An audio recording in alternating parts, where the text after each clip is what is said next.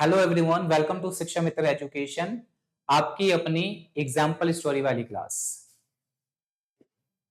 आज का जो हमारा टॉपिक रहने वाला है वो होगा gross investment and depreciation. Second one circular flow income and third one is factor income and transfer income. जिन्होंने भी फर्स्ट पार्ट नहीं देखा है, डिस्क्रिप्शन में लिंक है, वहां जाकर देख सकते हैं। और इसके पीडीएफ के लिए आप हमारे व्हाट्सएप कम्युनिटी को ज्वाइन कर सकते हैं। चलिए तो शुरू करते हैं।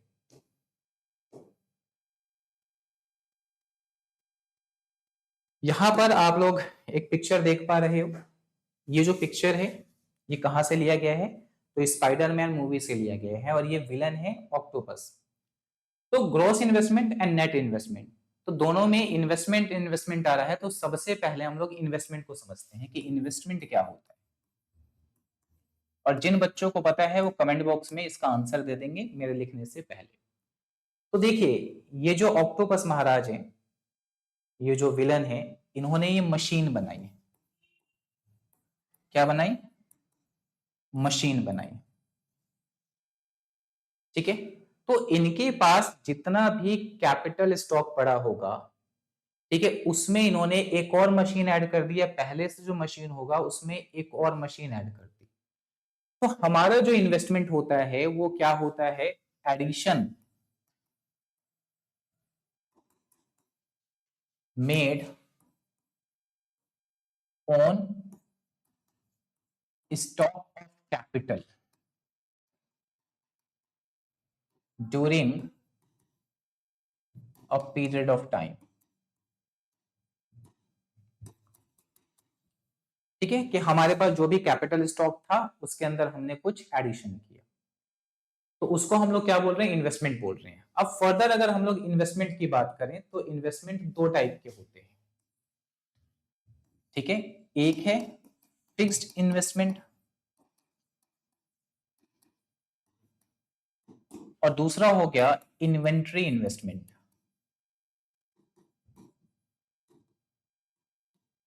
ठीक है, तो देखो फिक्स्ड इन्वेस्टमेंट क्या होता है? जैसे इन्होंने जो मशीन बनाई, मशीन में इन्वेस्ट किया, या मैं किसी प्लांट में इन्वेस्ट करूं, ठीक है, तो वो क्या कहलाएगा?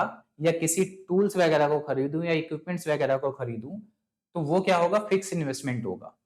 ठीक है, इन्वेस्टमेंट इन फिक्स्ड एसेट। तो फिक्स एसेट में जो इन्वेस्टमेंट होता है उसे हम लोग फिक्स इन्वेस्टमेंट बोलते हैं। तो फिक्स्ड एसेट क्या है? तो जैसे प्लांट हो गया, मशीनरी हो गई, इक्विपमेंट्स हो गए, इन सब में जो इन्वेस्टमेंट हो रहा है उसे हम लोग फिक्स इन्वेस्टमेंट कर रहे हैं। अब जो इन्वेंट्री इन्वेस्टमेंट है, तो अगर मैं इन्वेंट्री इन्वेस्टमेंट की बात करूं तो इसे हम लोग चेंज इन स्टॉक भी बोलते हैं। तो कई बार नेशनल इनकम के न्यूमेरिकल क्वेश्चन में चेंज इन स्टॉक ना देके इन्वेंट्री इन्वेस्टमेंट दिया जा सकता है, तो इस बात को आप लोग ध्यान रखेंगे। तो इन्वेंट्री इन्वेस्टमेंट क्या होता है? तो investment in raw material, semi finished and finished goods. तो इनमें जब इन्वेस्टमेंट किया जाता है raw material, semi finish goods या फिनिश गुड्स में, तो उसे हम लोग इन्वेंट्री इन्वेस्टमेंट बोलते हैं या चेंज इन स्टॉक बोलते हैं। कि इन्होंने ये मशीन वगैरह बनाने के लिए मान लो कुछ रॉ मटेरियल खरीदा होगा, कुछ फिनिश गुड्स खरीदे होंगे, कुछ सेमी फिनिश गुड्स खरीदे होंगे, तो उसे हम लोग क्या बोल रहे हैं? इन्वेंट्री इन्वेस्टमेंट बोल रहे हैं। ठीक है, तो यहां पर अब एक बात ध्यान रखना कि जो ग्रॉस इन्वेस्टमेंट है वो fix investment plus inventory investment का सम होता है। ग्रॉस इन्वेस्टमेंट क्या होता है? Fix investment plus inventory investment का सम होता है। ठीक है, ग्रॉस इन्वेस्टमेंट के अंदर डेप्रिसिएशन इंक्लूड होता है। अभी हम लोग डेप्रिसिएशन पर भी बात करेंगे। मैं रिपीट कर रहा हूं कि ग्रॉस इन्वेस्टमेंट में fix investment, inventory investment include होता है। ठीक है, उसके साथ साथ डेप्रिसिएशन भी उसके अंदर इंक्लूड है। बात समझ आ गई? अगर हम डेप्रिसिएशन को हटा देंगे तो वो हमारा नेट इन्वेस्टमेंट बनेगा। क्या बनेगा? नेट इन्वेस्टमेंट बनेगा। तो चलिए इतना आप लोग नोट डाउन करते भी रहिएगा क्योंकि इंपॉर्टेंट बातें हैं। अब आगे मैं ग्रॉस इन्वेस्टमेंट और नेट इन्वेस्टमेंट, जैसा कि मैंने बोला है कि पूरा टाइप फॉर्म में आपको मिलेगा और इसकी पीडीएफ भी आपको मिल जाएगी, तो देख लेते हैं आगे।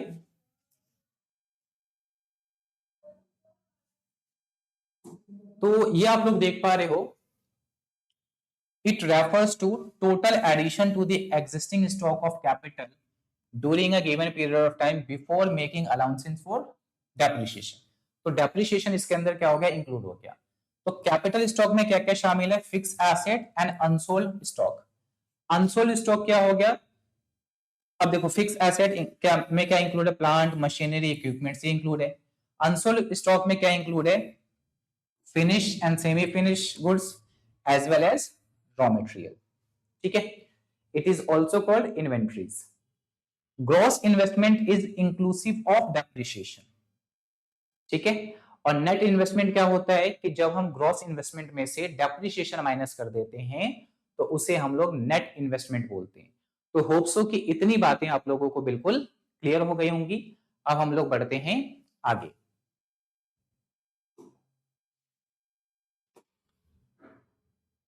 तो नेक्स्ट है आप हमारा, नेक्स्ट क्या है, डेप्रिसिएशन एंड कैपिटल स्टॉक। तो आपको यहां पर दो पिक्चर दिख रही होगी, एक है कि होम वैल्यू कम हो रहा है और दूसरा क्या है, एयर इंडिया का जो प्लेन रिसेंट में क्रैश हुआ है उस पर बात करेंगे। तो देखिए, जब हम लोग घर खरीदते हैं, मैं अभी इस साइड डेप्रिसिएशन की बात करूंगा, इधर कैपिटल लॉस की। जब हम लोग घर खरीदते हैं या जब हम लोग कोई भी मशीनरी, कोई भी प्लांट्स या कोई भी इक्विपमेंट्स खरीदते हैं, तो हमें पहले से पता होता है कि भाई नॉर्मल वेयर एंड टियर हो सकता है, सामान्य टूट फूट हो सकती है, या हमें यह भी पता होता है कि फ्यूचर में डिमांड एंड सप्लाई में कुछ चेंजेस आता है तो हमारे उस पर प्रभाव पड़ सकता है। इसके अलावा अगर गवर्नमेंट ने कुछ रूल्स एंड रेगुलेशंस में चेंजेस कर दिए तो उसकी वजह से भी हमारे जो एसेट है, ठीक है, उसकी वैल्यू में कमी आ सकती है। ठीक है, तो ये ध्यान रखना कि जब हमारा जो फिक्स एसेट है, क्या है, फिक्स एसेट है, इसके अंदर expected obsolescence, normal wear and tear,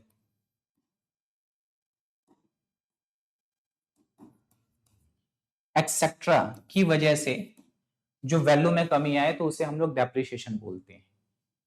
expected obsolescence का मतलब क्या होता है, तो इसका मतलब है जैसे टेक्नोलॉजी में चेंज हो गया, डिमांड एंड सप्लाई में चेंजेस हो गया, गवर्नमेंट की पॉलिसी में चेंजेस आ गया, तो उसको हम लोग एक्सपेक्टेड बोलते हैं। तो इससे हमारे एसेट की वैल्यू में कमी तो आ रही है, बट प्रोडक्शन जो प्रोसेस है, बट ध्यान रखिएगा आप लोग कि प्रोडक्शन जो प्रोसेस है वो रुक नहीं रहा है। प्रोडक्शन प्रोसेस चलता रहेगा, इसमें रुकता नहीं है। बात समझ आ गई? तो ये क्या है, डेप्रिसिएशन। और डेप्रिसिएशन को हम लोग कंजम्पशन ऑफ फिक्स कैपिटल भी बोलते हैं या replacement cost of fix asset भी बोलते हैं। तो ये बात ध्यान रखना, आगे पूरा टाइप फॉर्म में आपको मिल जाएगा। अब हम लोग बात करते हैं कैपिटल लॉस। तो आप सबको पता होगी ये घटना कि एयर इंडिया का जो विमान था वो क्या हो गया, क्रैश हो गया और कुछ ही सेकंड में सब कुछ बर्बाद हो गया। एक ब्लास्ट हुआ क्योंकि इसमें बहुत सारा ईंधन था, फ्यूल था, क्योंकि ज्यादा दूर ये गया नहीं था तो पूरा फ्यूल था, और जैसे बिल्डिंग से टकराया ये ब्लास्ट हो गया। तो किसी को नहीं पता था कि ये घटना हो सकती है। तो ये क्या होता है, कैपिटल लॉस क्या होता है, ये अनएक्सपेक्टेड होता है, ऑब्सोलेसेंस। हमें तो नहीं पता, अब ये हो गया, तबाह हो गया सब कुछ। ठीक है, अब ये तो मैंने बता ही दिया था कि होता क्या है। तो अनएक्सपेक्टेड, कोई नेचुरल डिजास्टर आ गया, अर्थक्वेक आ गया, कुछ भी दूसरी घटना होगी तो उसकी वजह से अगर ऐसा हो रहा है तो उसे हम लोग कैपिटल लॉस बोलेंगे। और इसमें जो प्रोडक्शन है वो रुक जाता है, इसमें प्रोडक्शन नहीं रुकता, पर इसमें जो प्रोडक्शन है वो क्या हो जाता है, रुक जाता है। ठीक है, तो होप सो कि इतनी बातें आप लोगों ने बिल्कुल आसानी से समझ ली होंगी। चलिए आगे बढ़ते हैं।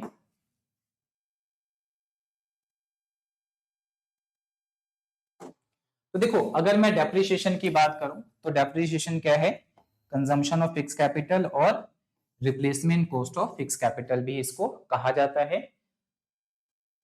Depreciation refers to fall in the value of fixed asset due to normal wear and tear, passage of time and expected obsolescence।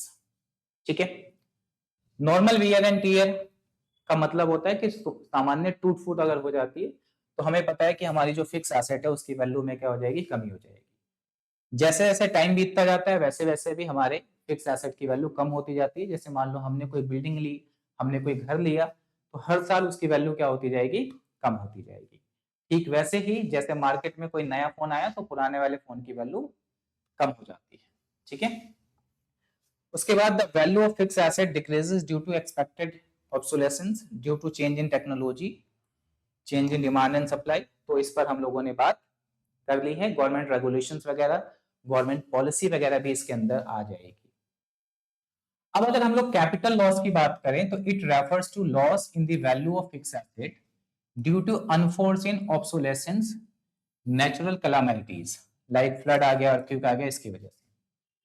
तो इससे प्रोडक्शन एक्टिविटीज क्या होगी, it hampers the production activities. But ये इससे क्या होता है कि प्रोडक्शन एक्टिविटीज चलती रहती है, रुकती नहीं है। तो होप सो कि बिल्कुल यहां तक क्लियर। बढ़ते हैं हम लोग आगे। चलिए, तो अब हम लोग बात कर लेते हैं circular flow of income in two sector economy. तो देखिए, टू सेक्टर इकोनॉमी कौन सी इकोनॉमी होती है, जिसमें rest of the world include नहीं होता। मतलब जब rest of the world include नहीं है तो इसे क्लोज्ड इकोनॉमी बोलते हैं। और क्लोज्ड इकोनॉमी क्या होती है, जिसमें एक्सपोर्ट इंपोर्ट नहीं होता। ठीक है, तो एक हाउस होल्ड है और दूसरा क्या है, फर्म। तो हाउस होल्ड क्या करती है, फैक्टर ऑफ प्रोडक्शन प्रोवाइड कराती है किसको, फर्म को। क्या प्रोवाइड कर रही है, फैक्टर ऑफ प्रोडक्शन, मतलब फैक्टर सर्विसेज दे रही है। और ये जो फैक्टर सर्विसेज है ये किस फॉर्म में दे रही है, तो लैंड, लेबर, कैपिटल,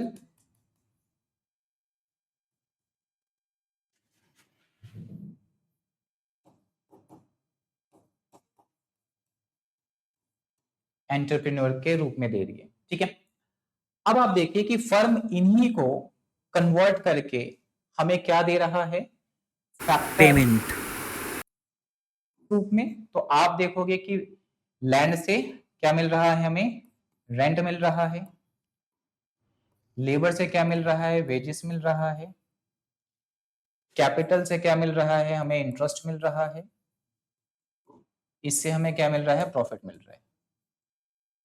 ठीक है, तो इनको हम लोग क्या बोलते हैं, तो जब हम लैंड, लेबर, कैपिटल, एंटरप्रेन्योर ये देते हैं फर्म को, तो फर्म हमें फैक्टर पेमेंट देता है और गुड्स एंड सर्विसेज प्रोड्यूस करके देता है। क्या देता है, गुड्स एंड सर्विसेज को प्रोड्यूस करके देता है। ठीक है, अब आप देखोगे कि देखो, अब इससे दो प्रोसेस आपको समझ आने चाहिए कि पहला क्या हो गया कि ये जो लैंड, लेबर, कैपिटल, एंटरप्रेन्योर दे रहा है ये प्रोडक्शन कर रहा है, गुड्स एंड सर्विसेज को प्रोड्यूस कर रहा है। तो ये क्या हो गया, प्रोडक्शन फेज हो गया। ठीक है, क्या हो गया, ये प्रोडक्शन फेज हो गया। अब आप देखोगे कि ये जो फैक्टर्स दे रहा है, इसे रेंट मनी में मिलेगा, वेजेस मनी में मिलेगा, इंटरेस्ट मनी में मिलेगा, प्रॉफिट मनी में मिलेगा। तो ये क्या हो गया, इनकम फेज हो गया। ठीक है, अब जो गुड्स एंड सर्विसेज प्रोड्यूस किया है किसने, फर्म ने, उन्हीं गुड्स एंड सर्विसेज पे खर्च करेगा हाउस होल्ड, तो वो कौन सा फेज हो गया, एक्सपेंडिचर फेज हो गया। कौन सा फेज हो गया, एक्सपेंडिचर फेज हो गया। बात समझ आ गई। तो अब ये ध्यान रखना कि कितने फेज होते हैं, फ्लो ऑफ इनकम के तीन फेज होते हैं। प्रोडक्शन फेज जिसमें गुड्स एंड सर्विसेज को प्रोड्यूस किया जाता है, इनकम फेज जिसमें इनकम जनरेट होती है, क्या लगाकर, फैक्टर ऑफ प्रोडक्शन लगाकर, और एक एक्सपेंडिचर फेज होता है जो हाउस होल्ड खर्च करता है गुड्स एंड सर्विसेज को बाय करने में फर्म के। ठीक है, तो तीन फेज हो गए। आगे इस पर बात करूंगा मैं। अब एक बात और देखिए कि जो हाउस होल्ड ने फैक्टर ऑफ प्रोडक्शन लगाया तभी तो इनकम जनरेट हो पाई, वरना इनकम जनरेट हो पाती नहीं, हो पाती। तो इस बात को जो लैंड लेबर कैपिटल एंटरप्रेन्योरशिप जो हाउस होल्ड में लगाया, इसको क्या बोलते हैं हम लोग? रियल फ्लो बोलते हैं। क्या बोलते हैं? Real flow. और अभी मैंने बात की कि रेंट, वेजेस, इंटरेस्ट, प्रॉफिट ये सब मनी के फॉर्म में है, तो इसको हम लोग क्या बोलते हैं? मनी फ्लो बोलते हैं। ठीक है। तो जो फैक्टर सर्विसेज हैं जो हाउस होल्ड फर्म को प्रोवाइड कर रहा है वो रियल फ्लो है, और फर्म जो है रेंट, वेजेस, इंटरेस्ट, प्रॉफिट ये फैक्टर पेमेंट जो कर रहा है ये मनी फ्लो है। तो इतने सारे कंसेप्ट जो हैं हमने एक बार में ही देख लिए। इतने सारे कंसेप्ट क्या कर लिए? एक बार में देख लिए। तो इसको आप लोगों को पूरा मैं दिखा देता हूं।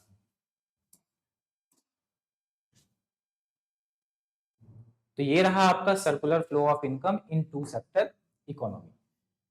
देखिए, सर्कुलर फ्लो ऑफ इनकम, तो it refers to cycle of generation of income in the production process, distribution among the factors of production, and finally its circulation from household to firm in the form of consumption expenditure।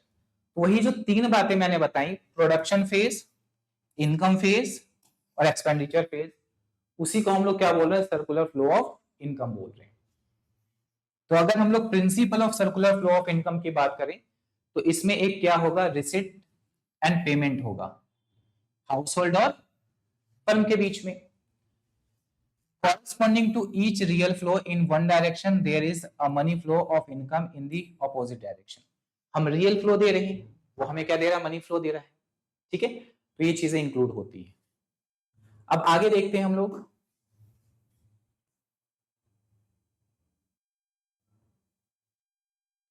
तो अब यहां पर देखिए आप, circular flow of income in two sector economy. तो two sector model consist of production sector, तो firm हो गया, और दूसरा क्या हो गया?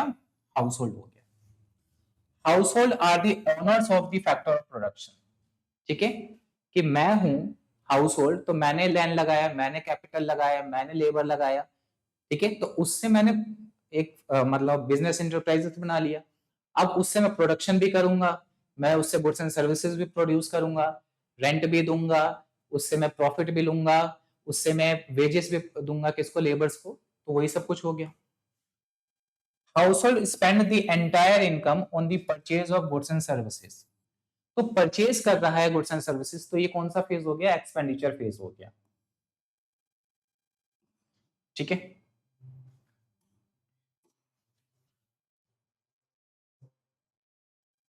तो अब यहां पर देखो, circular flow of income in two sector economy, जो मैंने आप लोगों के साथ बात कर ली है कि भाई साहब ने 5 एकड़ लैंड लगाया।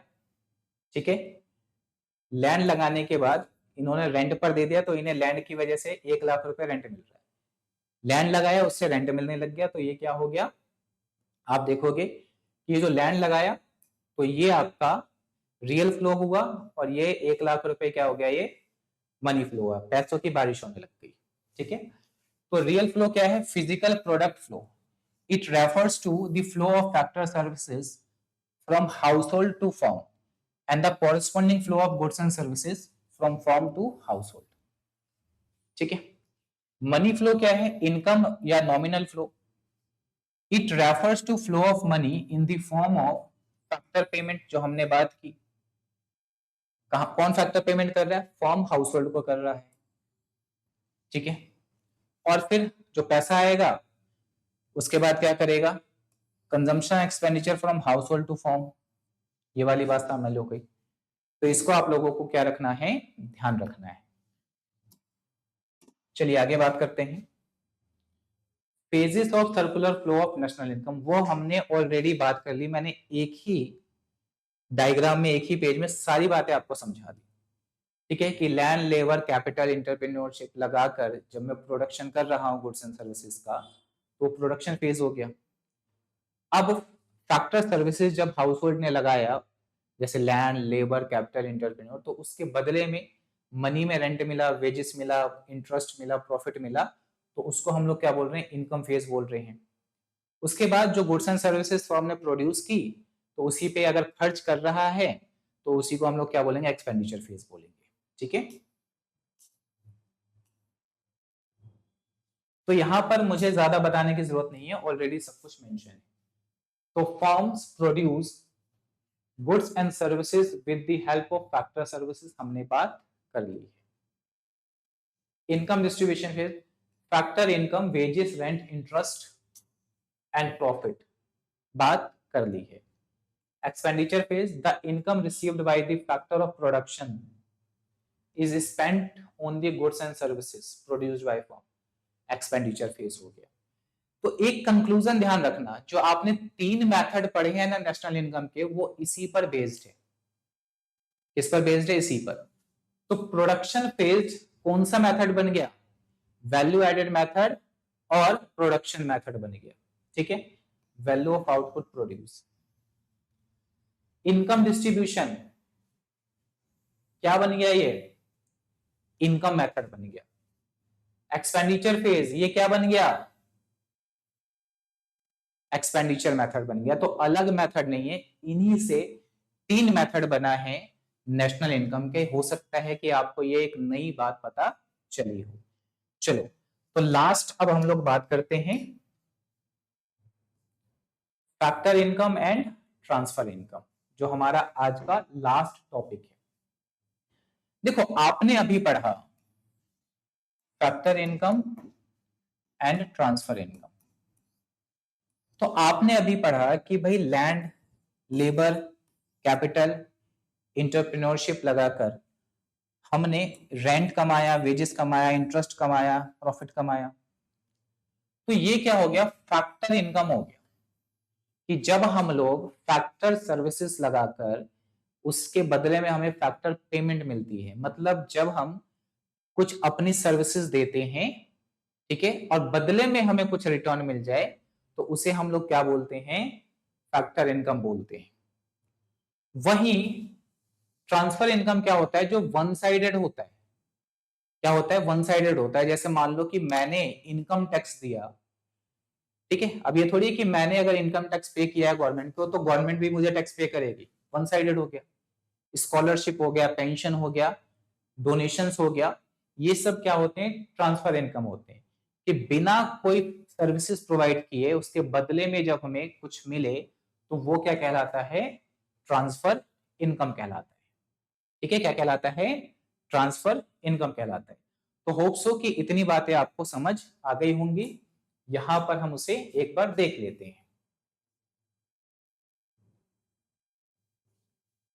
तो देखिए अब यहां पर, it refers to income received by the factor of production for rendering factor services in the production process. तो ये बाइलेटरल होता है कि हमने लगाया तो हमें मिला। ठीक है, हमने कुछ लगाया तब हमें मिला। It is included in the estimation of national income. इसको नेशनल इनकम को जब हम एस्टिमेट करते हैं तो उसमें इंक्लूड किया जाता है। वेजेस, रेंट, इंटरेस्ट, प्रॉफिट, ये सब क्या है? इसके एग्जांपल्स है। वहीं अगर हम लोग बात करें तो ट्रांसफर इनकम क्या होता है? It refers to income received without rendering any productive services. हमने कोई प्रोडक्टिव सर्विसेज, जैसे बैगर को मैंने कुछ दे दिया तो मैंने कोई प्रोडक्टिव सर्विसेज नहीं की। ये यूनिलेटरल होता है, ये वन साइडेड होता है, जो मैंने आपको बताया था। इसको इंक्लूड हम नहीं करते जब हम नेशनल इनकम को कैलकुलेट करते हैं उसमें। इसके एग्जांपल्स हैं scholarship, old age pension, subsidies, unemployment allowances, tax paid by household and enterprises. तो ये सब क्या है? ट्रांसफर इनकम है। इसको आप लोग ध्यान रखेंगे। तो thank you so much guys इस सेशन को देखने के लिए। अगर आपको ये सेशन पसंद आता है तो हमें सब्सक्राइब करिए और वीडियो को लाइक एंड शेयर करिए अपने दोस्तों के साथ। Thank you so much.